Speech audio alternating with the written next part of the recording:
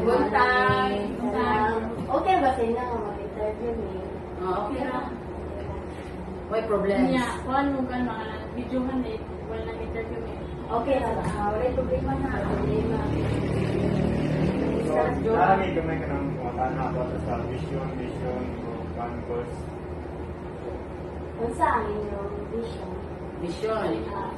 Ang vision, sustainably preserve the remarkable heritage sites of the barangay and to grow or develop into make it a haven for tourists among locals and nationals as a tourist spot that could possibly guide to the improvement towards a progressive barangay by preserving and by developing our heritage sites, restoration and rehabilitation, the expatriate heritage of Barangay Danlungsod as historical remembrance of the ancient and brave Oslobano.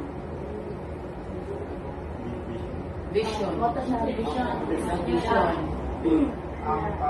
For this, para inyong mission na rin Mission to provide enough or satisfying service to the people of the Danlungsod, to stand as good example to the eyes of the youth, to unite as one towards progress to the fulfillment of the wishes and dreams of the barangay, to maintain peace and order in the community, to reduce illegal drugs and disaster resilient barangay.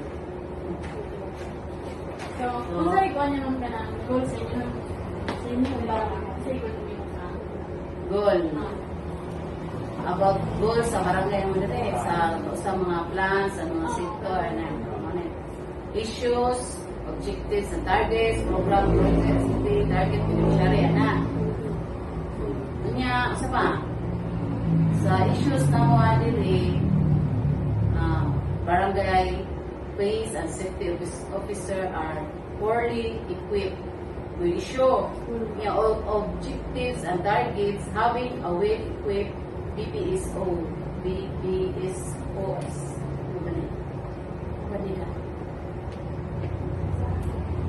Kanya, ang program, project, activity, procurement of reflectorized vests and uniforms, handcuffs, whistles, batutas, and other that will make them more effective. Ang target beneficiary ani napulo ka barangay peace and safety officers. Ang ikaduhang issue, first aid and maintenance medicine are often not available. Ang objective and targets, making first aid and maintenance medicines available all the time. Ang program project activity is to procurement of first aid and maintenance medicines. Ang target beneficiary ay 200 senior citizens. Ang ikatulo, ang issue, 5 malnourished children in the barangay, 0 malnourished children in the barangay. Objective and targets is yan. Ang program project activity is procurement and first aid and maintenance. Ang program project activity is conduct supplemental feedings, coordinate with NGOs to sponsor supplemental feedings. Ang target beneficiaries is to 25 children aging 0 to 5 years old. Nag-edad sa 0 to 5 years old. Ang ikaapat na issues, teenage pregnancy. Ang objective and targets reduce numbers of teenage pregnancy. Ang program project activity, conduct education campaign. Ang target na beneficiary, 100 teens.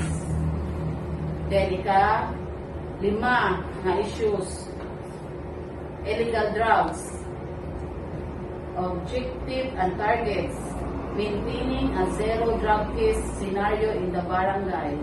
Program project activity, intervention programs for PWDS,